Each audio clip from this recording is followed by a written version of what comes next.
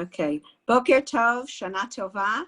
I'd like to welcome the community to today's Shir, the Birth of Chuva, with Rabbanit Leah Herzog. I'd like to thank the Women's Beit Midrash for offering this Shir and remarkable Yemei Iyun programming to the community. This Shir is dedicated in the memory of my father, Seymour Wolf Applebaum, Shalom Zev Halevi ben Avraham V'Bracha, and his parents, Avram and Bracha Applebaum. My father and grandparents were people who stood for the values of Gedalya, hope and faith in a better tomorrow, and unshakable belief in the essential goodness of people. These values are lessons for our time. In their memory, may we be zoche to chatima tova, personally and as a nation, and in the zchut of our joint learning, may their neshamot have an aliyah and represent our nation as advocates l'tova. I'm honored to introduce our speaker, Rabbanit Leah Herzog, who teaches at Matan and Midrashet Amudim, and a museum educator at the Bible Lands Museum in Yerushalayim. Rabbanit Herzog. Good morning. Okay. Good morning. I am honored and excited to be with you this morning. And it's nice to see a couple of familiar faces and faces that are Emir Hashem going to be familiar. The title of the shiur is the Birth of Chuva, or as I like to think of it as the gift of Chuva. I'm going to screen share at this point so you guys can see the source sheet. Which I now have to maximize also. Sorry about that. Still working on the screen share thing. Here we go. Okay. So I refer to the topic as either the birth of Chuva or the gift of Chuva. And what the shiur is going to deal with is three basic concepts. Concept number one is the different midot of HaKadosh Baruch Hu, specifically the midot of the name Elohim, which is the name that's used in the creation, and then the name that we refer to as the Shem Havaya, the name that is spelled out Yud, Hey, Vav, and Hey, that is referred to as the Tetragrammaton, the 4 letters representing 70 letters, the Shem HaMeforash, the name that was used in Birkat Kohanim, the name that was used in all oaths and all Shvuot in the Beit HaMikdash, the name that is considered the first name, the private name, the Shem Prati, HaKadosh Baruch Hu, and the name that Moshe knew best and used in his face-to-face encounters with HaKadosh Baruch Hu. So that's concept number one. Concept number two that we're going to look at is the 2 fundamental ways in which HaKadosh Baruch Hu interacts in the world. That is through teva, nature, which is associated with din, and then nes, lemala min teva, which is associated with rachamim. And then the central aspect of the shiur is to go through the story of Cain, and through the language of Cain and the language of the story and some of the Mefarshim, to reveal that it's actually Cain who is the individual who we normally think of as a villain, who I've come to think of as a tragic hero, that really is the portal for Tshuva and Rachamim to really enter the world. Okay, so let's begin here. And we're going to start literally at the beginning. Bereshit bara Elokim. I'm sorry, the beginning of the story, which is in Perek Dalet in Sefer Bereshit. Second, Leah, I'm just going to interrupt you a second on a technical point. Your source sheet is either it's very magnified or something. Maybe take a look at your windows in the corner and reset it so that it's at 100%. Okay, hold on a second. Hang on.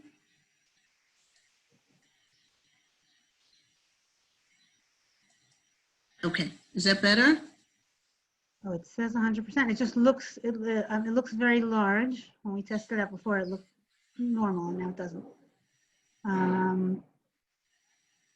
Okay, and we're back. All right, so I'm going to make the screen kind of one, so to speak, one order of magnitude bigger, because otherwise I'm not going to be able to, sorry about that, otherwise I'm not going to be able to read it. Actually, you know what I'm going to do instead is I'm just going to make the font of the whole source sheet a little bit bigger. Let's try that one. Make that size, hang on, sorry peoples. Oh, I don't know if I can do that. Okay, whatever, we'll manage. All right, and we're back. Okay. V'ha'adam yada et Chava ishto, and in view v'taha v'teled et Kain v'yomer kaniti ish et Hashem. And I want you to notice that I've highlighted the name Hashem, the Yud Kei Vav Kei name here, because what we're going to do right now is just contrast which name of Hashem is used in Perek Aleph, which name of Hashem is used in Perek Bet and Gimel, and then we return to Perek Daled and focus on Perek Daled.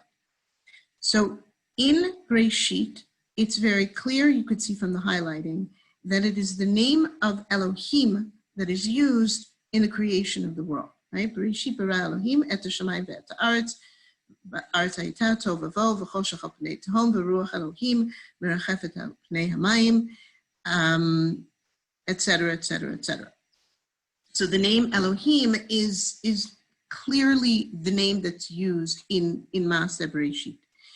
The name Elohim, which in its simplest form means judge or deity, is actually a plural form of the name El. The name El is one of the oldest names for deity in the ancient Middle Eastern languages. It is a Canaanite word, it is an Akkadian word, it is a Sumerian word. It's basically a name that means the powerful one. So our name for Hashem El is that name, and Elohim is basically a plural form. Think of it as the royal we form of that name. And there's a lot of discussion that occurs why the name that we have for God, which is obviously singular, right? Shema Yisrael Hashem Elokeinu Hashem Echad, is a name that's found in the plural form, and some of the earliest Bible critics, going back to the time of the Romans and some of their disputations with the Tanaim, said you believe in one God, and yet the name that is used for your God is a plural name, etc., etc. And we see that even later in Perek Aleph, Na'aseh Adam b'Tzomenu kidmutenu, let us make man. So this idea of Hashem, who is singular, being referred to in a pluralification, which I know is not a word, but it's the word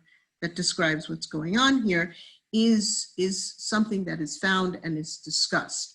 To kind of condense that whole discussion very, very briefly, is that the name Elohim basically means the God of all gods, or the power above all powers, the ultimate in judge, and also the ultimate in nature.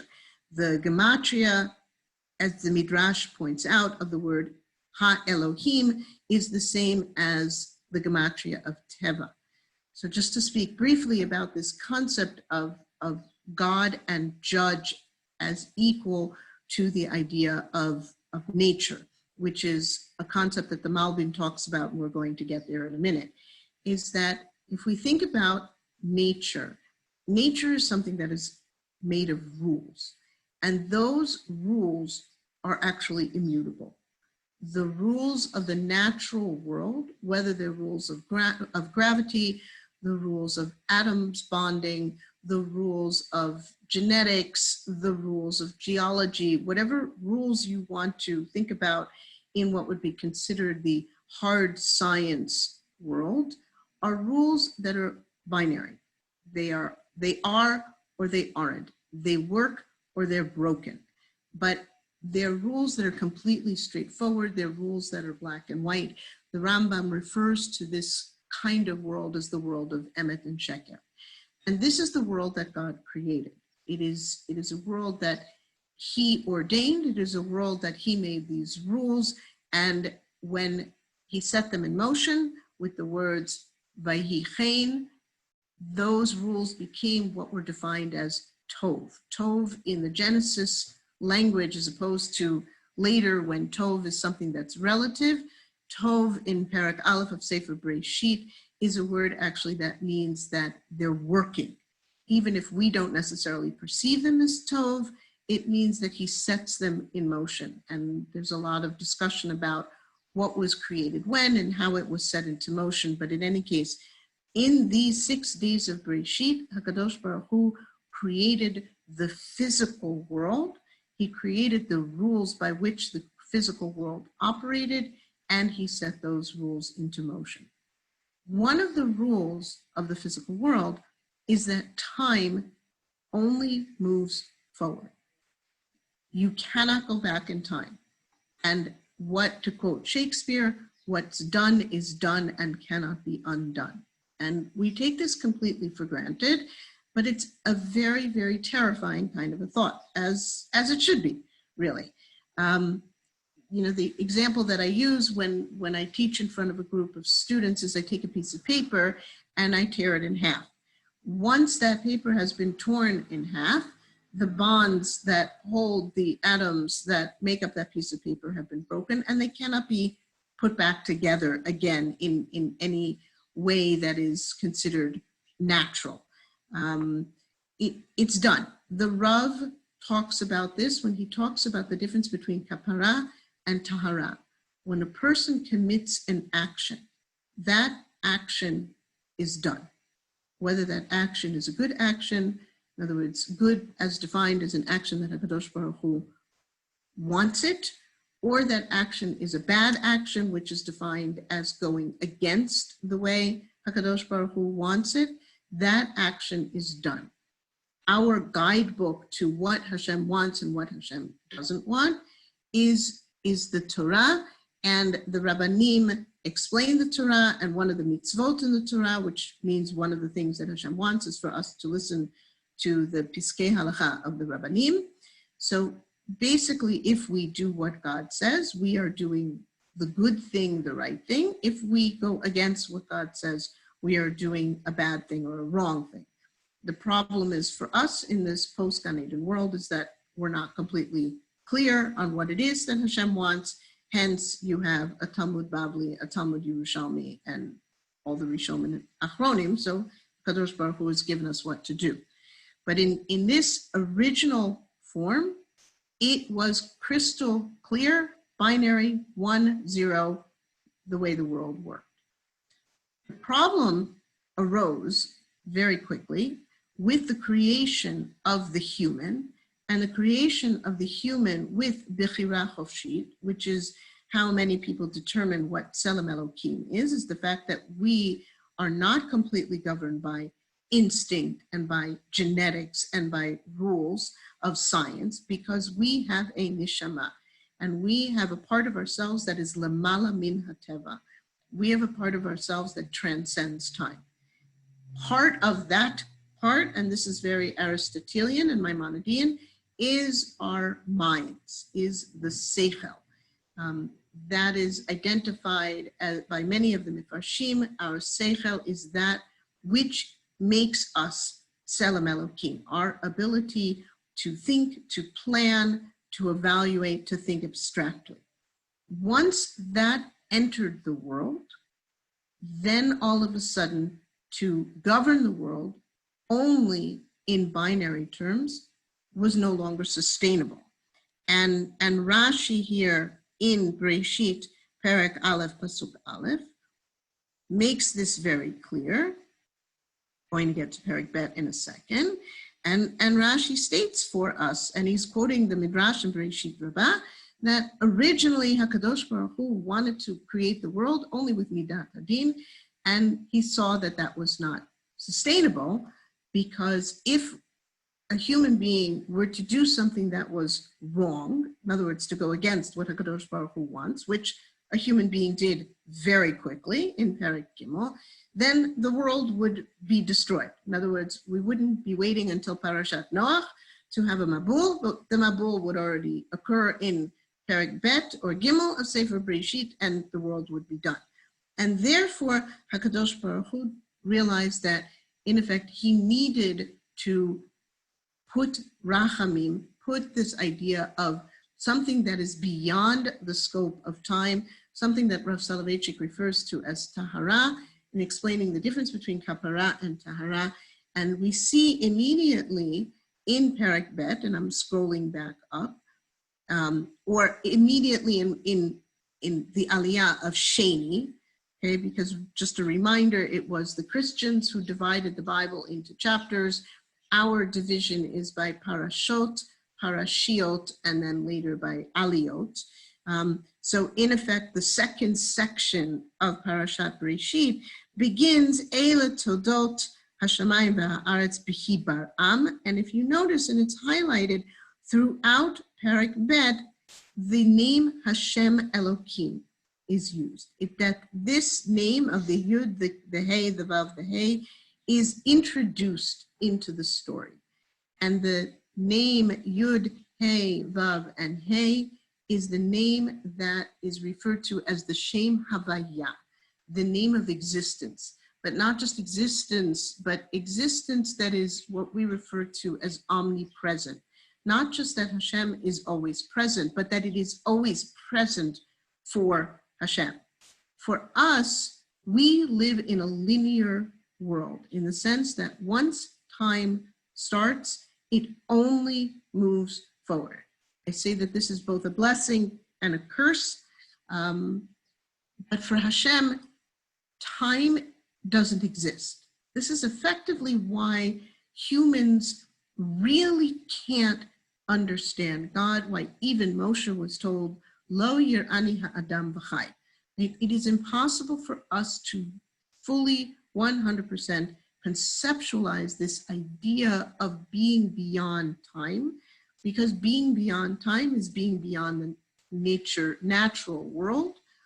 The Nevi'im were the ones that came the closest to being able to conceptualize this divine world that is timeless, in other words, beyond the bounds of time. But even they couldn't do it fully. And the way the Malbim explains Nivu'ah, it is where you are literally sitting on the Chut HaSa'ara between life and death, because if you really completely enter the world of Hashem, which is the timeless world, which is the world of all Neshama, Lo Yirani Ha'adam V'chai. This is probably also the explanation of the famous story in the Gemara of Arba Nichnesu Pardes, that the four Tanaim were trying to understand the deepest mysteries of the universe. Pardes refers to, on a midrashic level, Pshat, Remez, Drash, Sod. This is the midrashic interpretation of the story, that Sod is what we refer to as Kabbalah, and of those four, only one, Rabbi Akiva, who I say is the one who spent the first 40 years of his life in sheep muck, came out unscathed. In other words, odds are that if you try to go into the deepest mysteries of the universe, you're not going to come out whole, and therefore you really shouldn't. But what's important for us to note is that when Hashem created the human in this second iteration of Bereshit, right, it's Vayitzer Hashem Elokim et Adam afar min ha'adama vayipach ba'apav nishmat chayim. And there's a discussion in the Gemara in Masechet Shabbat about why we have two yuds in this word Vayitzar, and one of the explanations is because the nature of human is just that.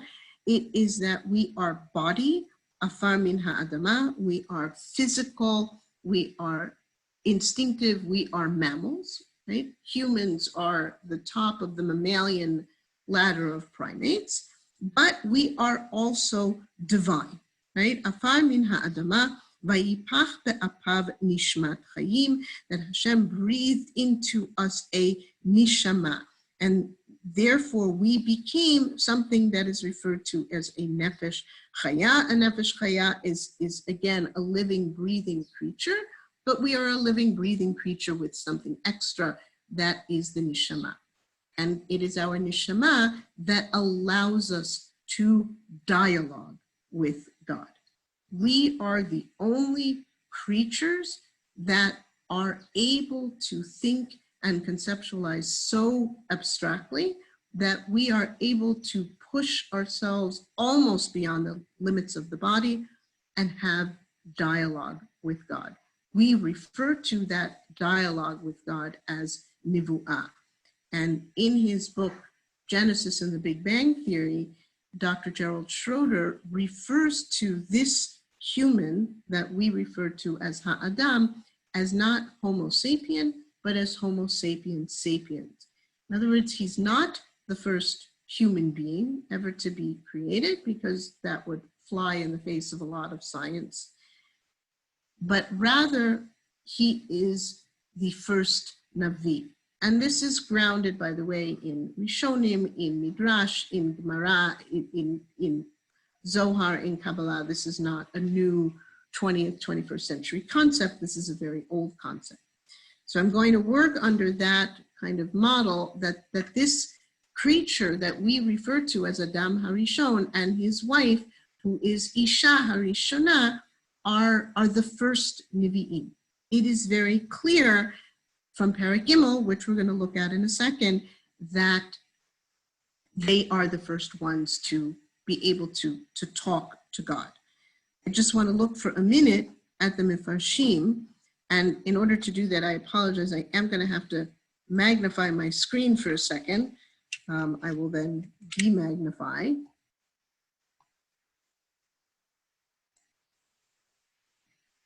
These are the vagaries of age and eye disease, which is that I can't read things unless they're enlarged.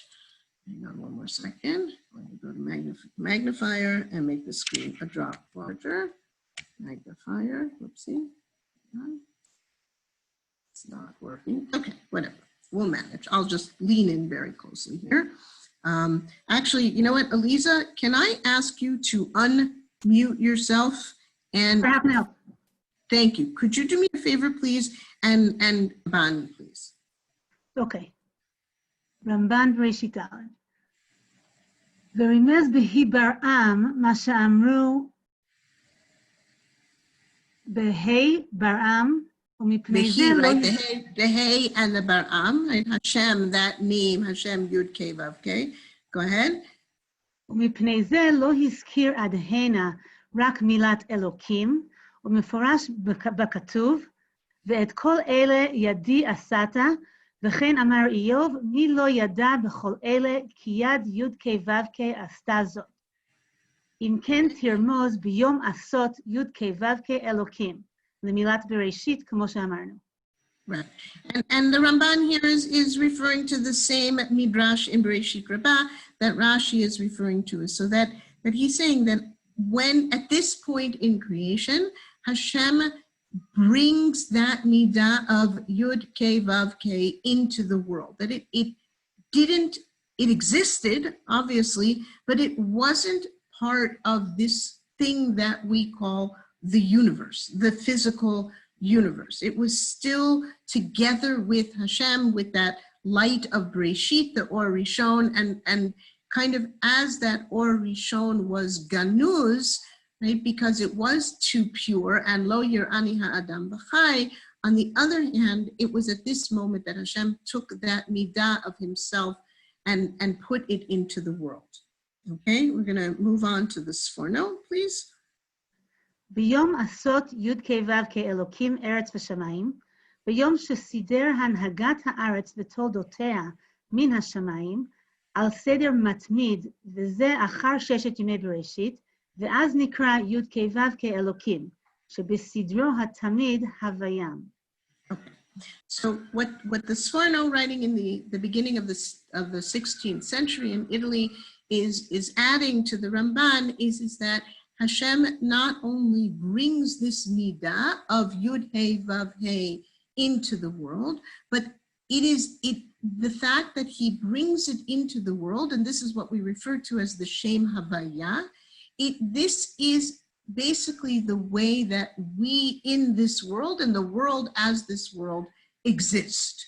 It is because of the existence of Yud K Vav K and his existence in the world that we and the world itself continues to exist. Because again, if there were no Rachamim in the world would have been destroyed at the time of Noah and never to be rebuilt.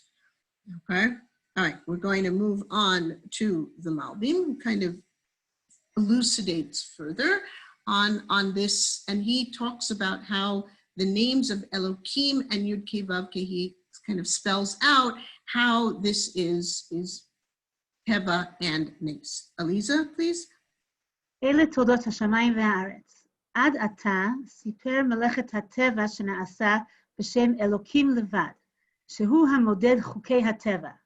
ועתה, אחר שהזכיר כי אחרי שנברא האדם, התחילה ההנהגה ההשגחית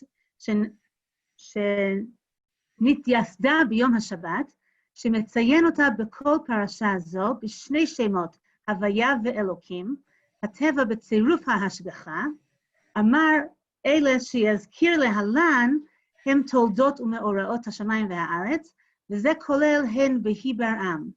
היינו ילדי חוקי הטבע שנתייסדו בעת הבריאה ביום ראשון, שברא יש מאין, השמיים קודמים אל הארץ, כי הנהגת הטבע תושפע מלמעלה למטה, וביום הבריאה כבר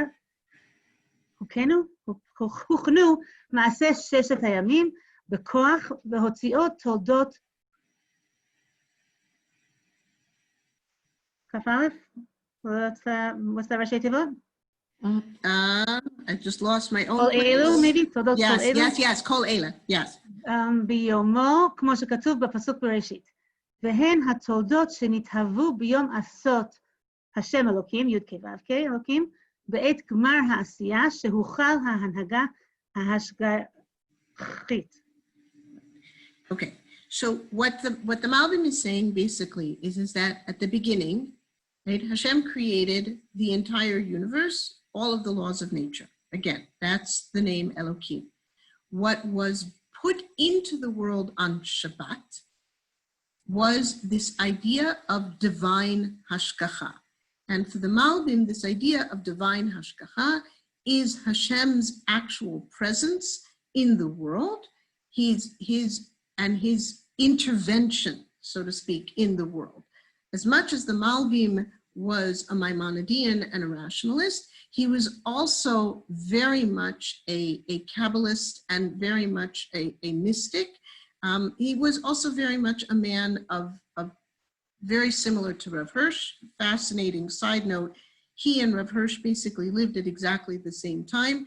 Sometimes their writings seem to be identical if you put them side by side, and there is currently, as far as I know, no existence of any correspondence between them.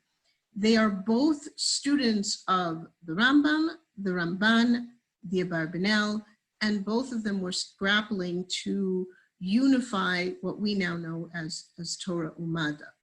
And at the same time dealing with Hasidut, which by the 1800s was very, very firmly entrenched, particularly in Eastern Europe.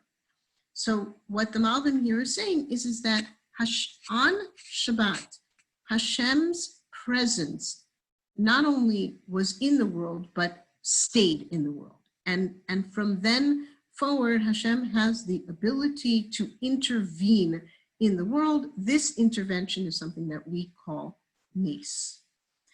So moving forward to the story of Gan Eden, right? We see that continuing in Perek Gimel, which is really where Hashem and humans intersect in a very direct way. The name Hashem Elohim is the name that's present. But what's interesting, and what I want you to know, is that there really is no dialogue yet between Hashem and humans. In other words, there is conversation, but it is very infantile, almost. It's what Piaget would refer to as preoperative, right? It's kind of the conversation what you would have with with a 3-year-old, right? Hashem says to Adam, first of all, he says, ayeka, which really means, how could you? Adam doesn't answer ayeka. Adam answers the question on the simpler level, which is translated to be as, where are you? And he doesn't even answer that question. He just says, well, I hid, right? Look, not only are you not answering the actual question of how could you do this, but you're not really answering the question of where are you? You're just saying kind of what I did here, right? I heard Hashem's voice and I hid. And then Hashem addresses this, right? Vayomer Hashem Elokim Vayomer Lo, right? Ayeka, and he says, I hid. And then Hashem says to him, Mi higid lacha, right? Who told you that you were naked? In other words, what you, Adam, are not answering is the fact that I was naked, I was ashamed, I realized I did something wrong, and therefore I had to hide myself from you. Even though I know, as Adam, that there really is no hiding from you because you're here, right? Again, it's like the little kid who puts his hands over his face because as far as he's concerned, if the little kid can't see the parent, then the parent can't see him. It's, again, that pre-operational stage that Piaget talks about, that where basically a child conceives the world through her eyes and doesn't really get that there are multi-dimensions. By the way, I just want to point out, and this might give you something to do on Shabbat Bereshit, is where the subject is included with the verb and where the subject is not included with the verb, just something interesting. In any case, Hashem continues here in his conversation with the humans, right? And he says to Adam, how did you know that you were naked? Did you eat from the tree? And Adam says, well, the woman gave it to me. And then Hashem says to the woman, what did you do? And she says, well, the Nachash gave it to me. Again, they're addressing the kind of the physical, natural answer to the question, but they're not addressing the metaphysical answer to the question. The real question is, I told you to do something, I make the rules, why did you transgress the rules? What motivated you? What led you? How could you do that? And the answer to that question really is because what I, as the individual, wanted trumped what you, God, told me to do, right? My yetzer, my animalistic part, together with my rationalization, my seichel, my godly part, worked together, and I made a bad decision. But they don't say that.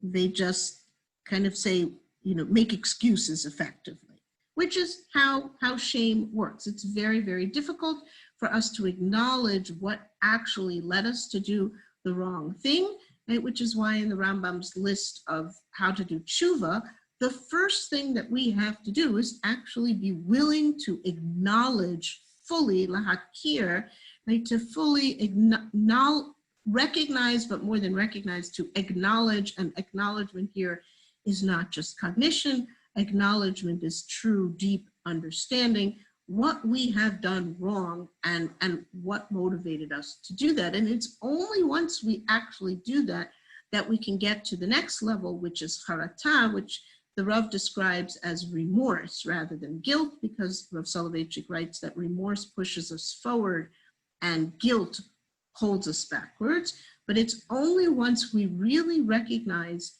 not only the action, but what motivated us to do that action, that we could then really reach the level of remorse and move forward in the tshuva process. So what Hashem does is he says to Adam, and the reason I'm focusing on Adam here rather than on Ishto, on Chava, is because for Adam, the thing that he curses for the Adam is the ground, right? Adam Amar, Arur ha'adama ba'avurech. I'm sorry, Arura ha'adama ba'avurech, right? The ground is what is cursed. Now, I just want to go backwards for a minute, back to Perek Bet, right, in this version, the second iteration of the creation of humans, right, that what did Hashem do? What did Hashem do? Hashem created the land, the ground, right? But nothing was happening yet on this ground. Why not? Because there was no human yet available to do anything, right? Hashem bara el ve'ed Allah.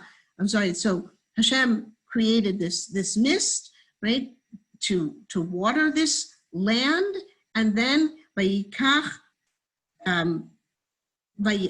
so he takes this human here and he puts him in Gan Be'eden, right, la'ovda u'l'shomer. So from the moment of Perek Bet in Sefer Bereshit, from the moment that the human becomes the full human, right, of Basar, Vadam, and Neshama, from the moment that Hashem as Midat HaRachamim, Hashgacha Pratit, is put into the world, the Adam, the human, is connected to the Adamah from which he was taken, right? We are physical beings, but the physical world is there for us. It was created for us to, so to speak, to bring to light. So when Hashem says to Adam in Perek Gimel, Arura ha'adama, right? The land has become cursed. It's not going to work harmoniously with you anymore the way it was, right?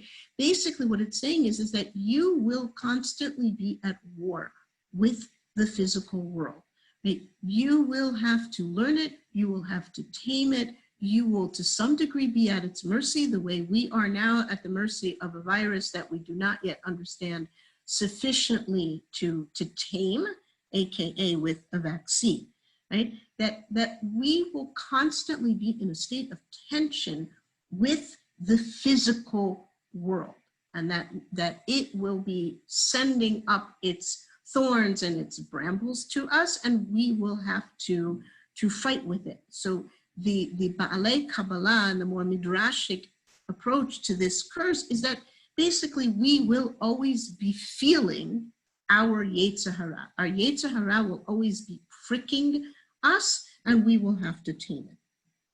Hashem throws them out of Gan Eden, and Hashem basically makes it so that we can never go back to Gan Eden.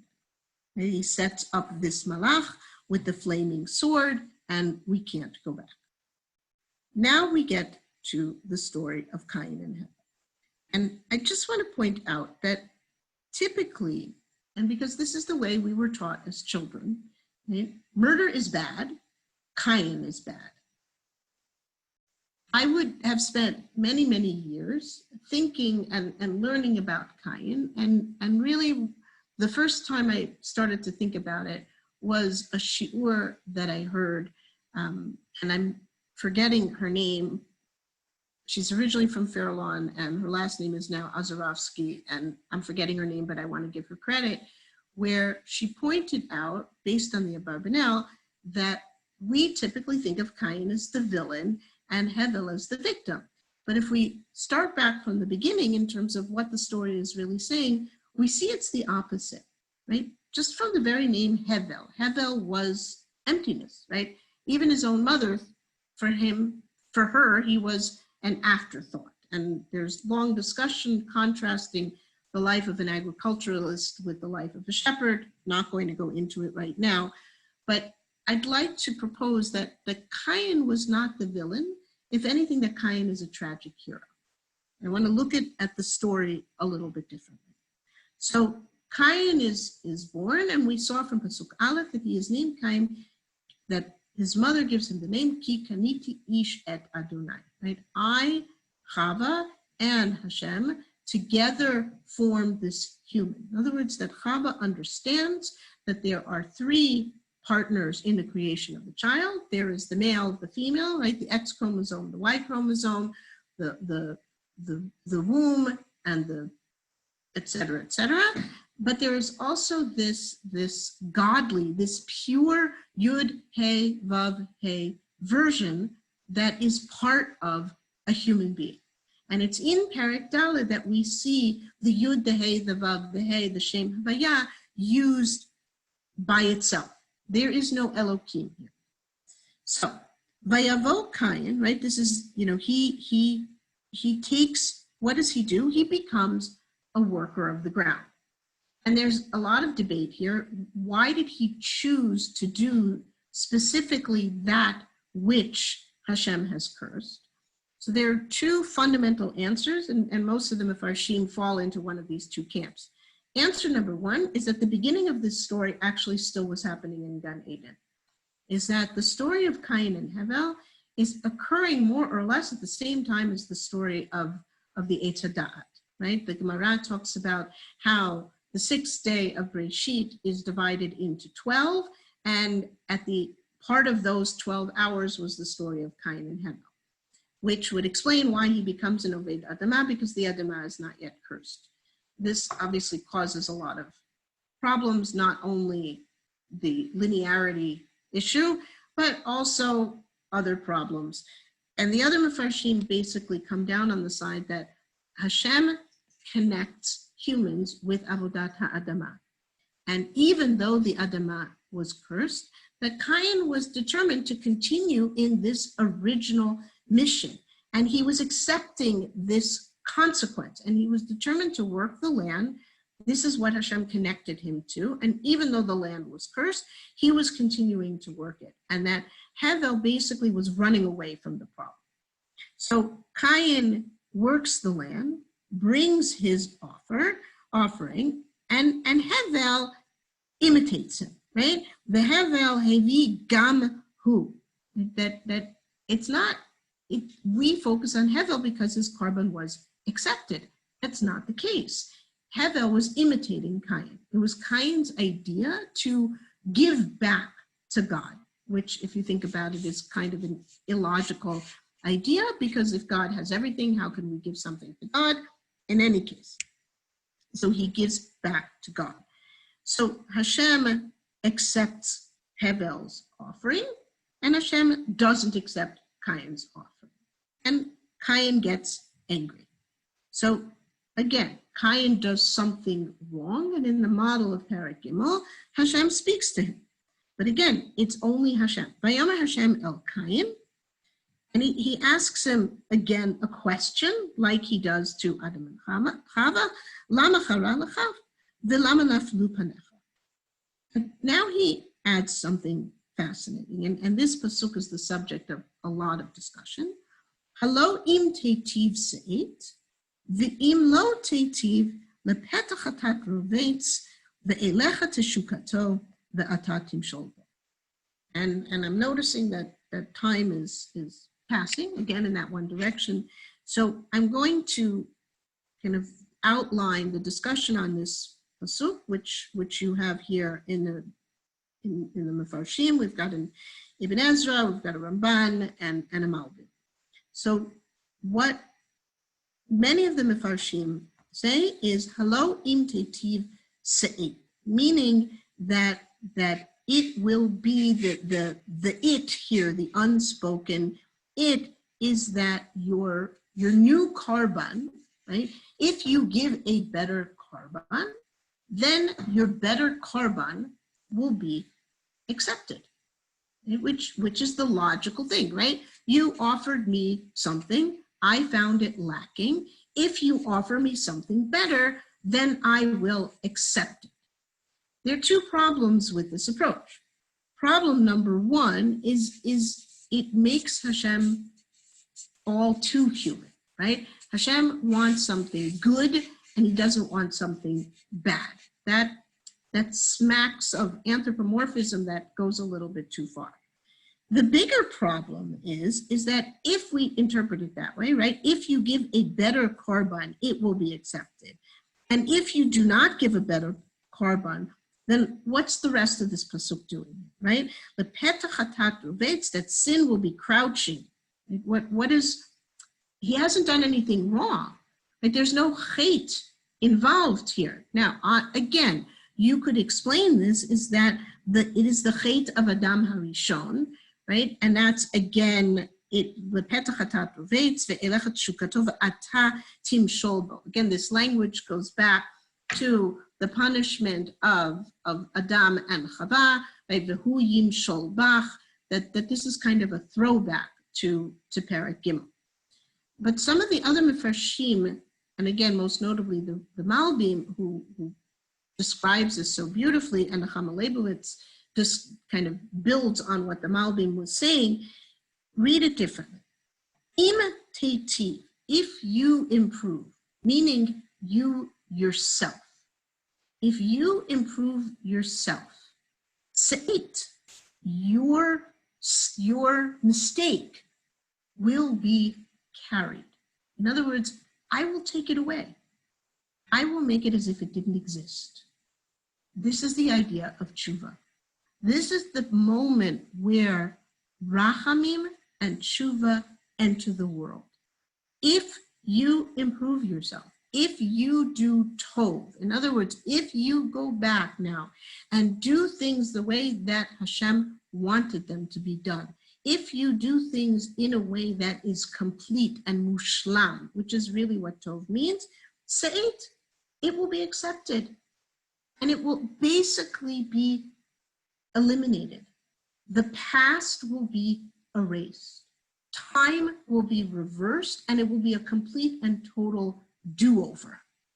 That torn piece of paper will turn back into a whole piece of paper, and there won't be any part of it that's torn. Those bonds will be remade as if they were never broken. Not only as if, they won't have been broken. The past will have literally disappeared. Again, very difficult concept for us to understand because we are so linear.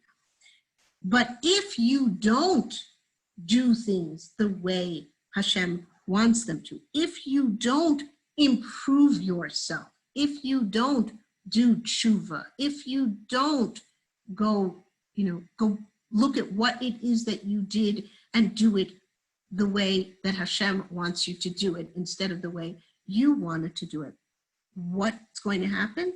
This is not a punishment, it's a consequence. The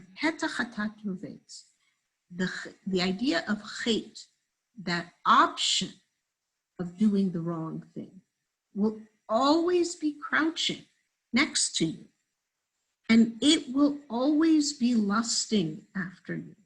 And you will always have to be in a position of ruling over it. In other words, you will always be in a battle with your desire to do what you want to do, even if what you want to do, knowing full well, goes against what Hashem wants. So what Hashem is basically giving us here is not only the permission to do tshuva, but he's telling us, A, how to do it, and B, that it works. And he's telling us what happens if we don't do tshuva. There's nothing here about punishment. There's only here the opportunity to do it again. Vayomer, so and it goes on, and it says, Vayomer Kayin el Hevel Achiv. We don't know what Kayin tells Hevel, and one of the opinions that's brought down is that Kayin went to talk to Hevel about this seemingly crazy concept of tshuva.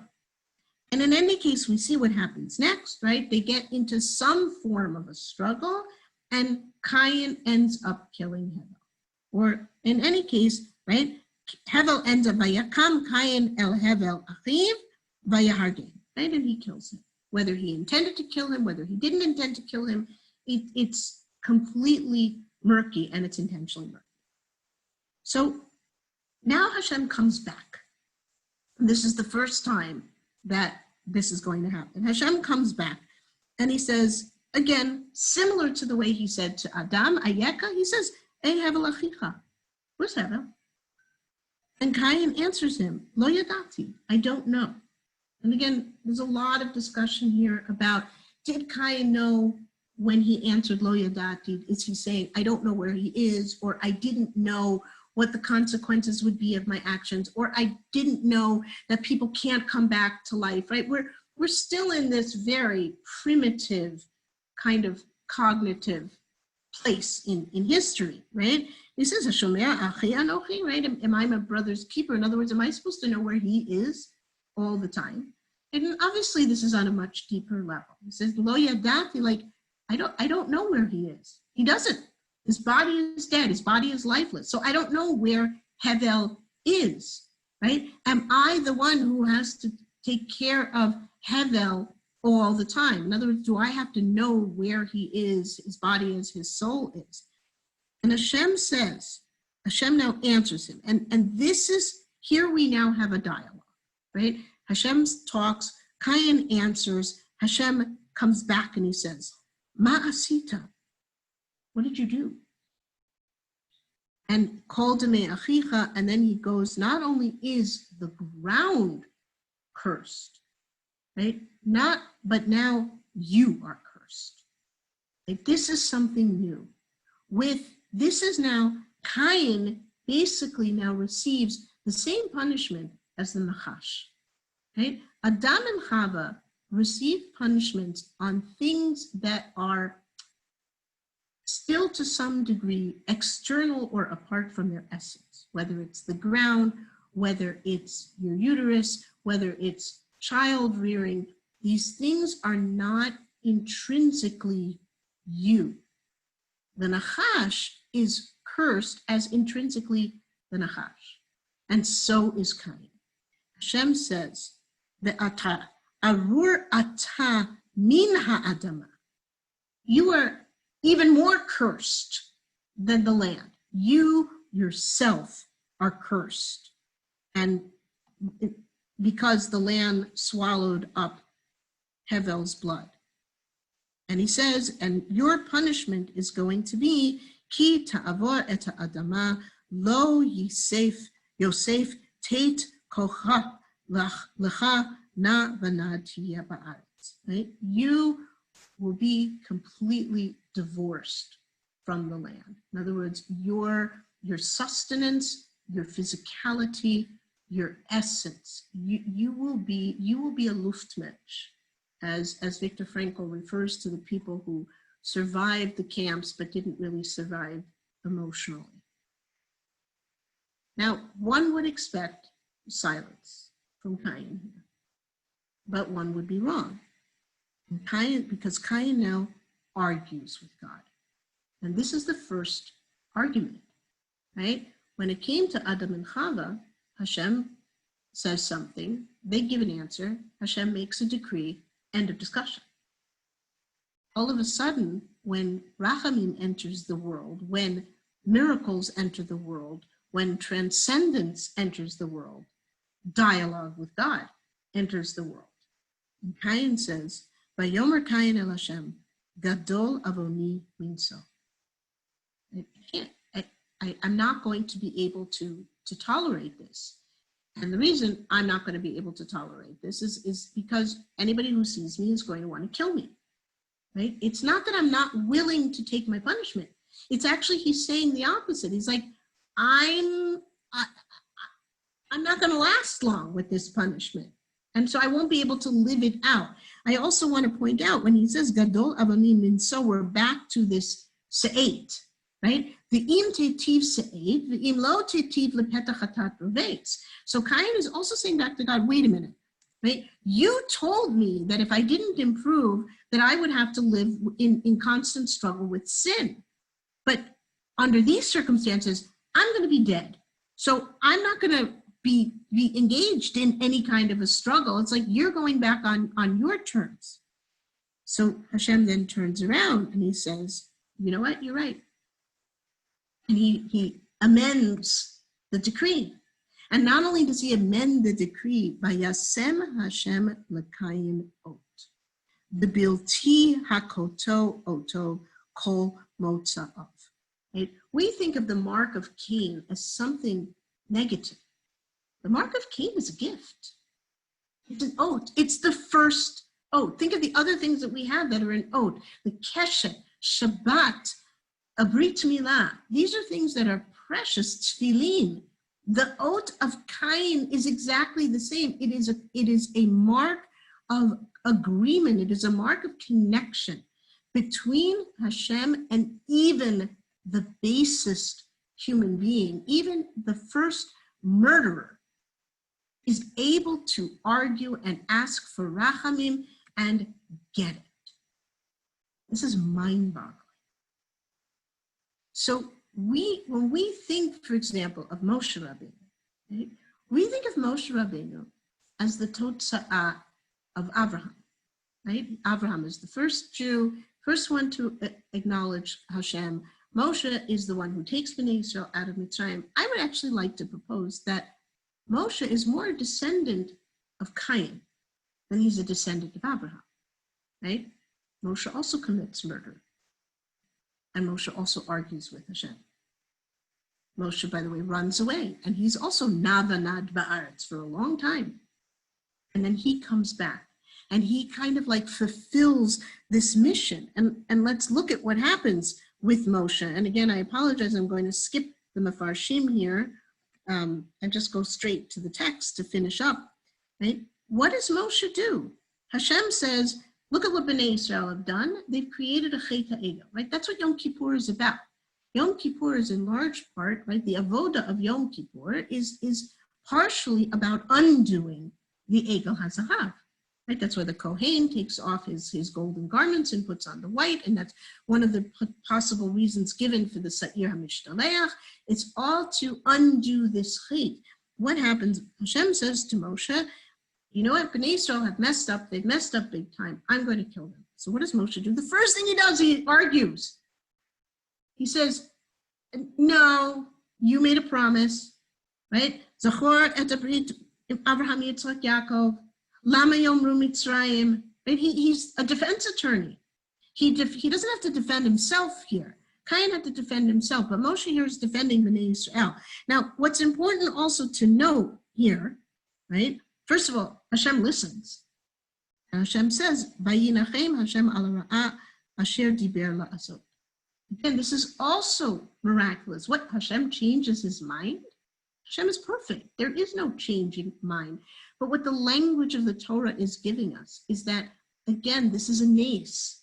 Teshuva is a nace. Hashem changing his mind, in effect, changing the decree, changing that linear nature of judgment is a nace. It's not a nace that comes without consequences. Again, Cain has to be nad ba'aretz. Moshe himself acknowledges the fact that Bnei Israel did something wrong. Moshe decrees the punishment. Moshe helps to carry out the punishment.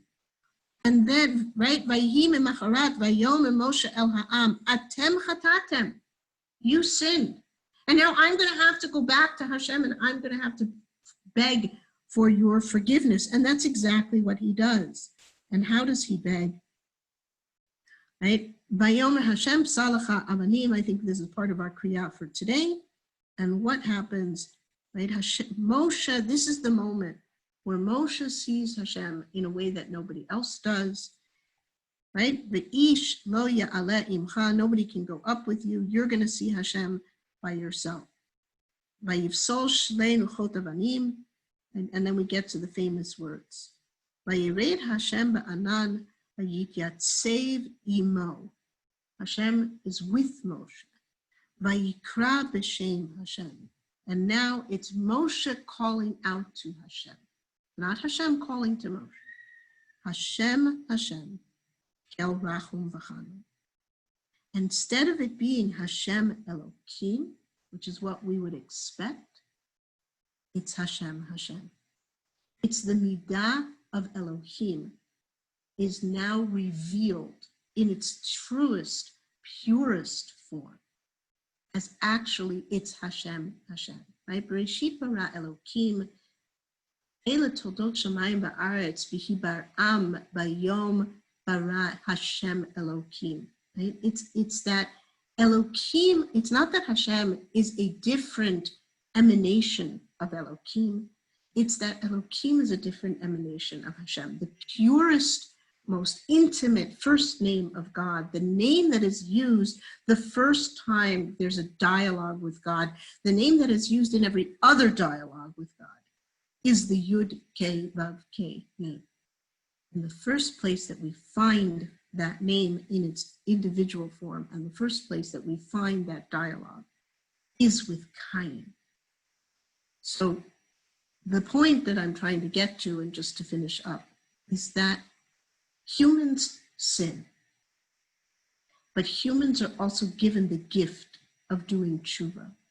Because we have souls, we are able to transcend time, we are able to transcend nature, we are able to connect with the infinite that is the Haya Hoveh V'Yihiyeh, to erase linearity and to achieve Tahara. I wish you all Gemar v'chatima tova, K'tiva v'chatima tova. May we all be zoche to Tshuva Shlema, to Tahara Shlema, and a year ahead of good health, sanity, serenity, and kind of some return to a better version of what we used to think of as normal.